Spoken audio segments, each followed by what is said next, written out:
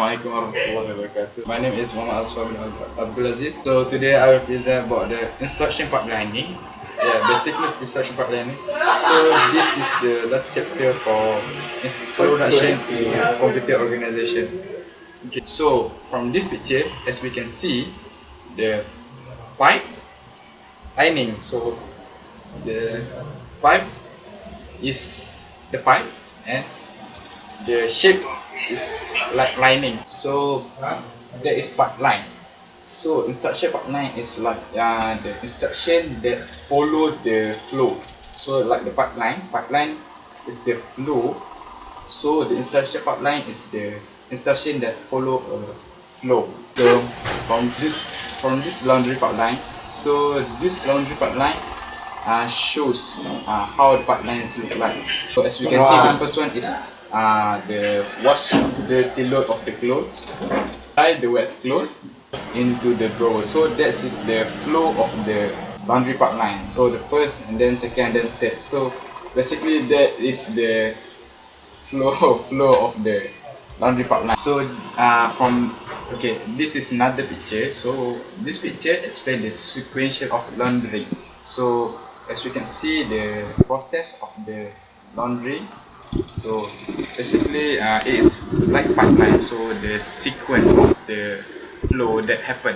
The instruction pipelining is that when if the stage of the pipeline they are not balanced and one stage is lower than another, the entire through pipeline is affected. So in terms of pipeline within the CPU, each instruction is broken into few stages. Ideally, if each stage is balanced in terms of a pipeline within the CPU,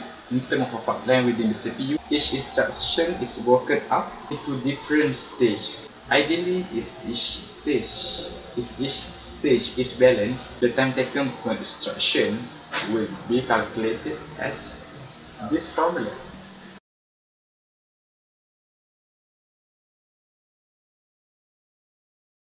Let's take an example of unpipelined car factory. Here every workers are working on a same car and after 24 hours one car is on road, that means throughput is 1 car per 24 hours. Now here is the pipelined model of same car factory. Here workers are classified to 3 teams, Team A is working on engine and then Team B works on body and at last Team C working on paint. That means one after other. As soon as Team A finished working first car, they start working on engine of second car. Means, simultaneously 2 cars are on make. After second car, Team A moves to the third car. In this stage, same time, 3 cars are being produced. Here throughput is 1 car per 8 hours, after a stage, 1 car will be on road at every 8 hours. Now let's see how pipeline idea is implemented in computer. There are 3 stages in which an instruction pass on: fetch, decode, and execute.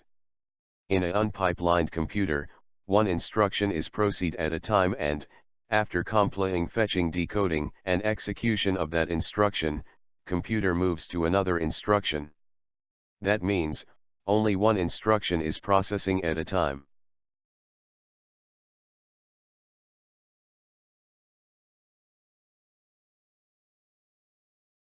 Pipelining is a technique of decomposing a sequential process into sub-processes, with each sub-process being executed in a special dedicated segment that operates concurrently with all other segments.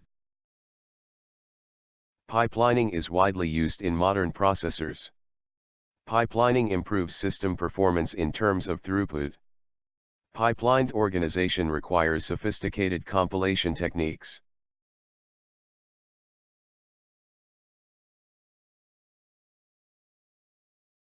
What's going on, guys? Tech video today, and we're going to talk about instruction pipelining.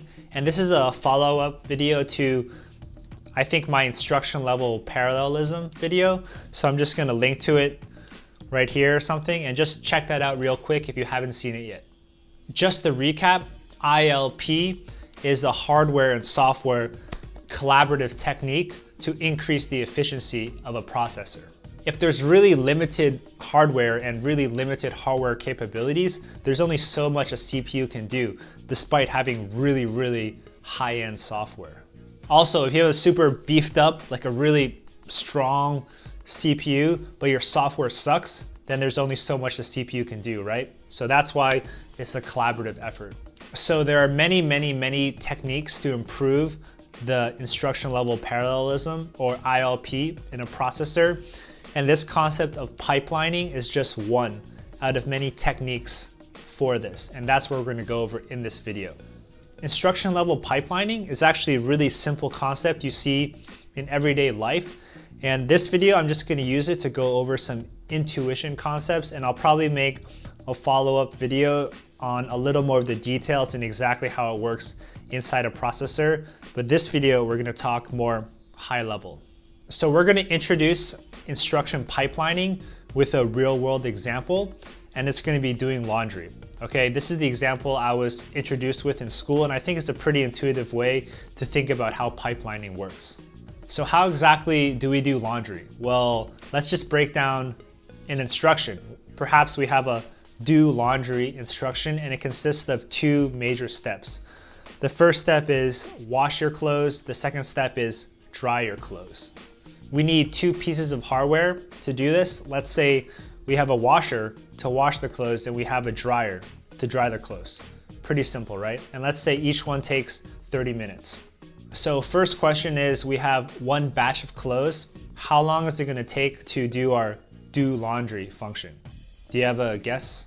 If we have just one batch of clothes, we're going to wash them in the washer first, right? 30 minutes. Then we're going to dry them in the dryer. After that's done, another 30 minutes, and it's going to take 1 hour to finish. Okay, now let's move on and try washing two batches of clothes and see what's the most intuitive and efficient way to do this. Let's just try to do this like as if we were doing it in real life, what we would do. We'll take our first batch of clothes and just start washing it. That takes 30 minutes, and when that's done, we're gonna put it in the dryer, but then we can start taking our second batch of clothes and start washing that as well, right? While the first one is drying. After that's done, the first set is done, and all we have to do is take our second set of clothes and dry them, and we'll be done. So this whole process actually takes 90 minutes. Let's just rewind that real quick and think about the most stupid way to wash two batches of clothes. Well, the stupid way would be take the first batch, wash it, dry it. Then take the second batch, wash it, dry it. And that whole process would take 120 minutes or 2 hours, right? The reason why we could do it in 90 minutes is because of pipelining. While we were drying the first set of clothes, we already started washing the second set of clothes. This is essentially what pipelining is. The concept of pipelining happens all the time throughout life. And I think once you realize kind of how it's broken down in a series of steps, you start seeing it everywhere. Like in kitchens, in assembly lines, how you do your laundry. It's just all over the place. So the number one takeaway out of pipelining is that we need two things to happen. We need to take a big process called do laundry, and we need to break it up into steps. The first step is washing our clothes. The second step is drying our clothes. The next requirement for pipelining to even work is that we need the appropriate hardware to do both of these steps at the same time. That's why we need a washer and a dryer. Let's suppose we had a different set of hardware, okay? Have you guys ever heard of those washing machines which are like a washer and a dryer combined in the same machine? I used to have one of those at my apartment. It's like just one box, but it does washing and drying. If I have a washer and dryer, a combined washer and dryer, that takes 1 hour to do both the washing and drying. Do you think it's even possible for me to finish two batches of clothes in 90 minutes? It's not possible, right? I have to do the first batch first, wait for it to complete, 60 minutes, then do the second batch, another 60 minutes, and the whole thing would take 2 hours. The moment I got a separate washer and a separate dryer, so I can wash and dry at the same time, it actually enables the pipelining, and that's how we got the thing done in 90 minutes. All right guys, I'm actually gonna stop the video here because I don't wanna get into too many of the nitty-gritty details of how pipelining works in a real CPU, but I just wanted to go over some of the intuition about how this concept applies in real life. I'm not going to go into it too much now, but inside a real processor, every single instruction, like add, is broken up into a lot of different steps, and there's special hardware to do each step.